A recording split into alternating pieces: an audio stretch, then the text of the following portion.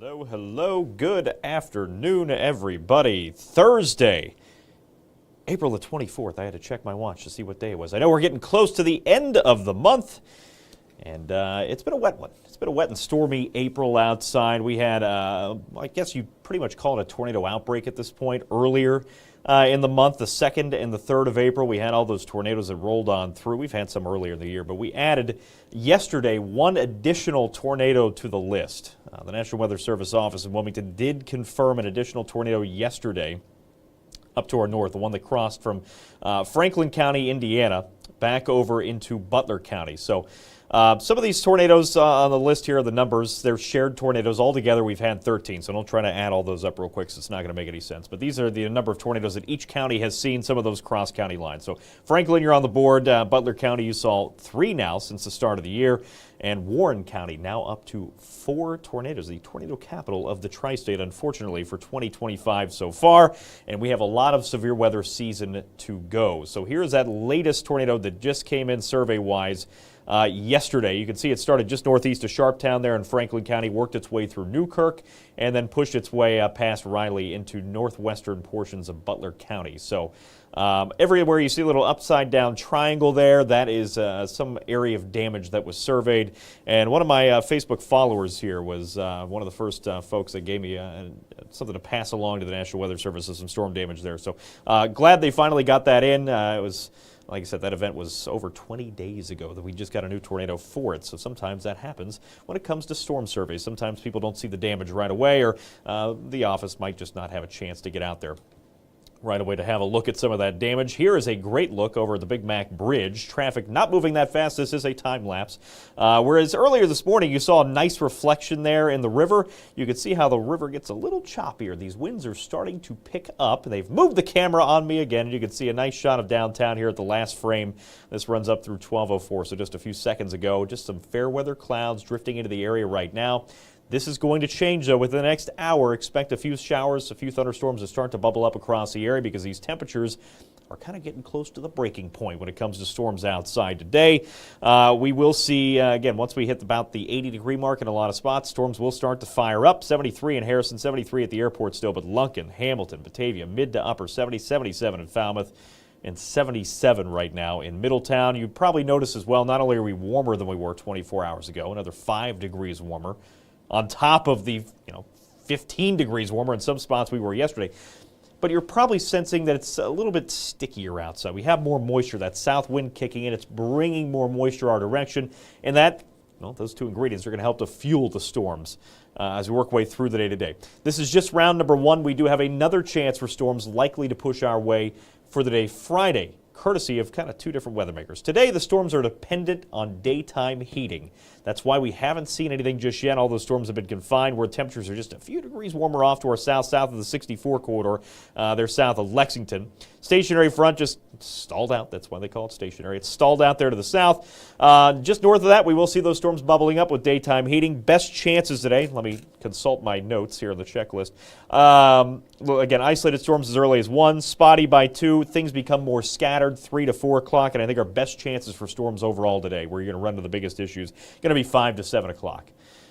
Nothing severe, but obviously, that's a big time for people to be driving back home and maybe to after-school practices and so on. Just watch out for some standing water if you get one of those heavier downpours, and obviously if there is thunder outside, do not stay outside for those afternoon practices. Tomorrow we have a different threat, and that is going to be courtesy of that lousy low here off to the west. This will be pushing our way as we work our way into the day Friday.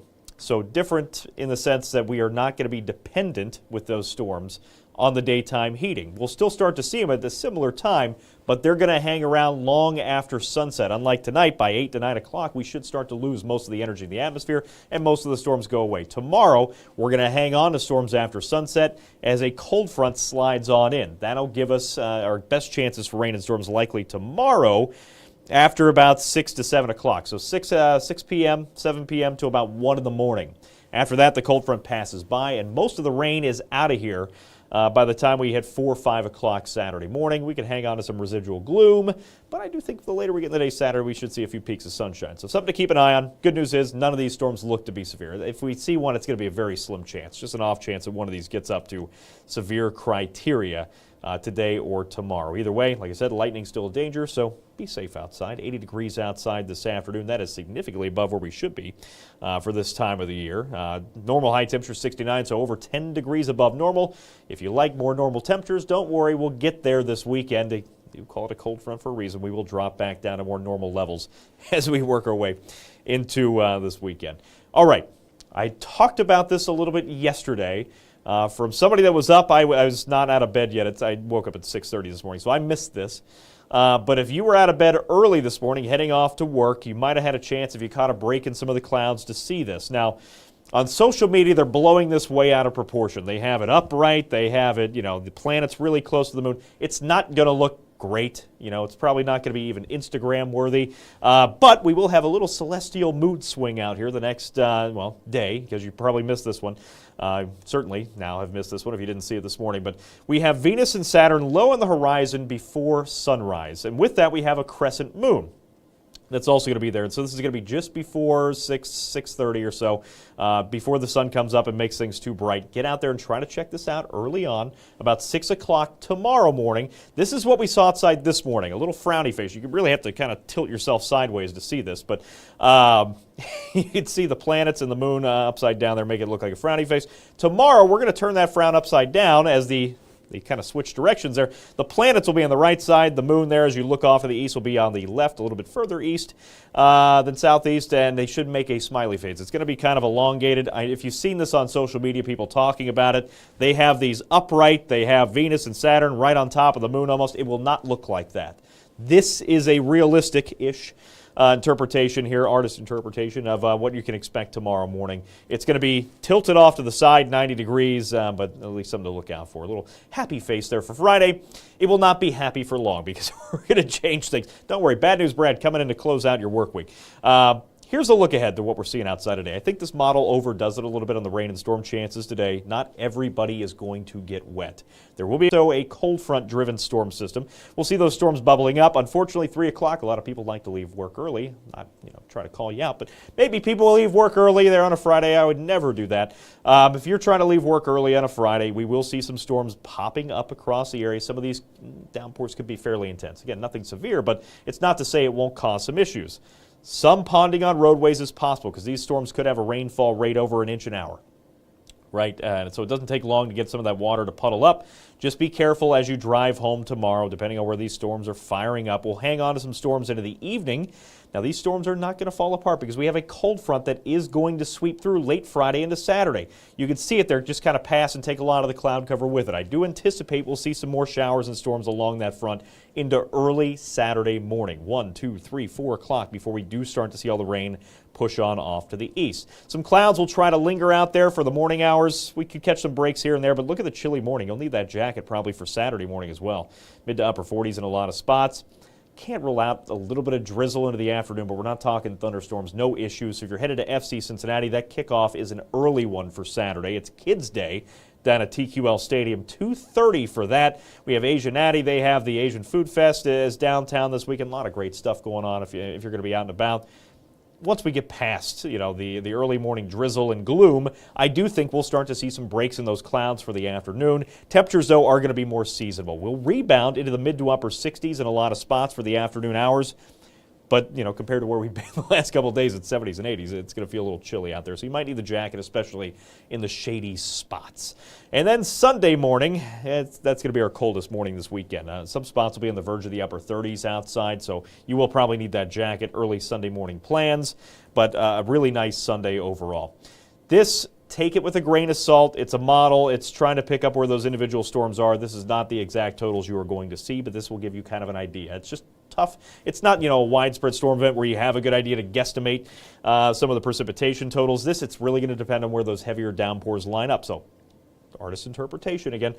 In here, If you, most of us, I think it's probably a half inch or less, to be frank, over the next couple of days. Some spots, though, if you do get a couple of heavy downpours that pull on through, you're just the unlucky neighborhood, you could pick up over 1 to 2 inches of rainfall. It's not out of the question. Sure, you could have some localized flooding. This isn't going to have an impact on the rivers across the area. Maybe some smaller creeks. Again, can't rule out the flash flooding threat, but it shouldn't be a big one with this. This is not going to be a continuous rainfall event all day long. It's on, it's off, and it's pushing its way on out. We're going to wait through this weekend. Like I said, great day for a match out there. I love these early matches. This is Kids Day down at TQL Stadium. Sporting KC is in town, Western Conference foe there. 64 for the tailgating, the march in, kickoff temperature, a very comfy 67. And the later we get in the day, the more sunshine we are going to see for your Saturday. So if you're not heading to that, you just want to head out and about, get some exercise in, go hike through a park. Really nice. If you are going hiking, this just popped in my head, wear some boots or something. It's probably still going to be a little soggy out there in some of those soft trails. But other than that, not bad, at least through the weekend. Saturday, Sunday, both look great. 67 Saturday, chilly day on Sunday. We're down to 42 to start the day. Rebounding, though, with plenty of sunshine at 65. Make some outdoor plans. Go get lunch outside. Grab a coffee. Enjoy it. Because bad news, Brad, comes in hot for next week. The Reds are back in town, but so are the rain chances. Monday, Tuesday, Wednesday, Thursday, each day a chance for rain. Still keeping an eye. This is way too far out for specific details. But Tuesday into Wednesday could be a little dicey around here. We do have a chance. Another storm system is pulling out of the Gulf of Alaska and heading this way. So, again, that's how far away and how long it's going to be until it gets here. Early next week, Tuesday, Wednesday, there is a chance we could see some stronger storms, especially Wednesday. We could get lucky in this sense because it looks like that storm system will be pulling through in between Tuesday and Wednesday. So if it would come more in the afternoon hours with some daytime heating, that would obviously mean more fuel for the thunderstorms.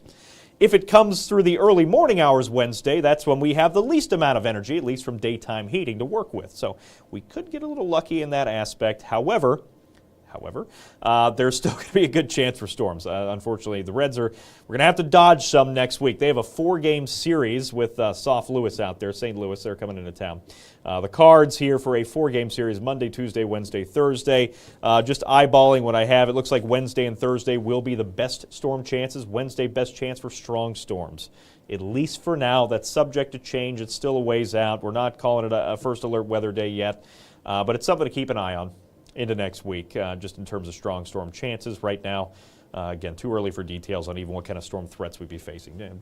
Generally, damaging wind, lightning, maybe a little bit of hail. That's, common, but too early for specific details with that. And temperatures, for the most part, next week, Monday, at least the first half of the work week, look to be above normal again. So above normal temperatures this time of the year will be thunderstorm fuel, and then we cool back down a bit, it looks like, after Thursday. Now, the way too far early in advance forecast goes to spring planting, because it's come up a lot here on the stream. I'll check, quick for some Facebook comments too before we wrap things up as well. Looks like we have some maybe on the Fox 19 page. So with that said, give me just a second. I'll address those in just a second if you're still watching, and if not, I'll comment later. Spring planting. Mother's Day, that's the rule of thumb for the Ohio Valley. Typical date of the last, the average last freeze date is usually in April for us. But the last 20 years or so, it looks like it's skewing more towards May. Like we're getting those later and later freezes. We've had it before, where we've had some, early May deep freezes. So be safe with that. Even though the weather looks really nice to get outside and try to get a jump on some of that spring planting this weekend, please don't. Because there are signs, and again, this is way far out in the models, that it looks like we're going to see a big cool down. And I have this mentioned, 6th, 7th, 8th, and 9th, all chances, at least for now, 6th, 7th, 8th, and 9th of May. So that is the weekend before Mother's Day weekend. First weekend of May, Mother's Day is the second weekend. I think it's the 11th this year. So right ahead of Mother's Day, as we always tell you, it looks like we could see a big cool down in the area. Some spots will be dropping into the 30s, it looks like. That could certainly change. But for now, it doesn't look, there's no consensus that we're in the clear or anything. So please, with that sign out there, please don't plant anything this weekend, because I don't want it to come back on me that Brad said it was great to plant, because it will not be. Not yet. Just give it another week or two. That way we get some better data in here, get a little closer to it, and then we'll be able to give you the all clear on that spring planting. I don't want you to ruin a couple $100 worth of plants outside early in the season. So Friday next week. So it's still too early for that. Does look like the best chances for rain and storms will be Wednesday and Thursday. And you can see the temperatures kind of dive off. This is for Alan, who just commented on this. It does look like temperatures are going to dive off, and generally what that means is a cold front, and with that will likely start to dry back out, but still too far ahead in the forecast for anything that's going to be accurate. I don't love going past 7 days just because things, you've seen snow forecasts around here. They change a day out. It's still too far out for that in terms of timing, so we'll check back tomorrow as we close out this work week. We'll have another idea. It'll be on the 7-day here. Yeah, so for next weekend. So if it's on Friday, yeah, we'll have that tomorrow. If it's next weekend, I'll have a peek, but it's probably going to be a little cooler outside. Let's see what else we have here. How is Southgate, Kentucky looking this afternoon? So everybody today has a chance for storms. It's just a matter of where they pop up. I don't think everybody will get wet, if that makes sense. But again, these are really hard to pinpoint. Even with the high-resolution models we have, they're not great at pinpointing exact storms. This is not something where it's going to come in a line.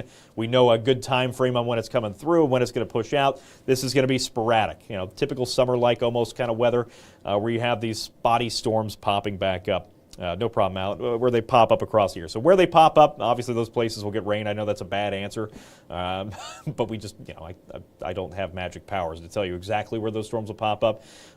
Tomorrow we'll see the better chances of rain, though, it looks like overall. Let's see. Good afternoon. Thank you very much. Appreciate you. Garnet. Yep, don't like to hype things. Hello, Lita. Hopefully you guys have a good day. Hopefully you guys, can get out there the next hour or two before the storms roll back in. I'm going to try to swing back up here just in case anybody tuned in late. Show you what we're dealing with now because we have just a few more minutes before I'll wrap it up. I'll pull the radar back up here for you, and you'll see. There it goes. Most of the rain so far has been south of 64 in Kentucky, but as these temperatures here start to climb, we're already up to, it looks like 76 now at the airport within the last 20 minutes or so, another couple degrees up. So, once we get close to that 80-degree mark, storms will start to fire. It looks like as early as 1 o'clock for isolated stuff today, better chances by 2 to 3, and then I think our best chances overall will come in between about a 5 to 7 o'clock window. So just in time for those outdoor dining plans you hastily made last night because you saw they were open. And if you didn't check the forecast, might want to be careful with the outdoor dining tonight. I know it looks like a nice day, temperature-wise, but we will have those showers and storms to deal with. So nothing just yet here on the radar. I'll just run through one more time, just a quick look of what we're expecting here with one of our higher resolution weather models. And again, grain of salt, this looks like it overdoes it a little bit in the afternoon. I don't think that storms are going to be for everybody. I do think that there will be more dry time than not. But best storm chances 4, 5, 6, 7 o'clock. Once that sun starts to set tonight and the temperatures start to drop a bit because these storms are going to fuel on that daytime heating, you can see here that those storms tend to fall apart. We'll start Friday morning dry. Do take the umbrella, the rain gear with you because we'll see more storms rolling through the day tomorrow. If you're trying to sneak out of work early on a Friday, you'll probably run right into some of these storms outside. So expect a slow go of it for the Friday evening commute. And then early Saturday morning, we should dry out altogether once that cold front passes us by. So that's what we have in the near term.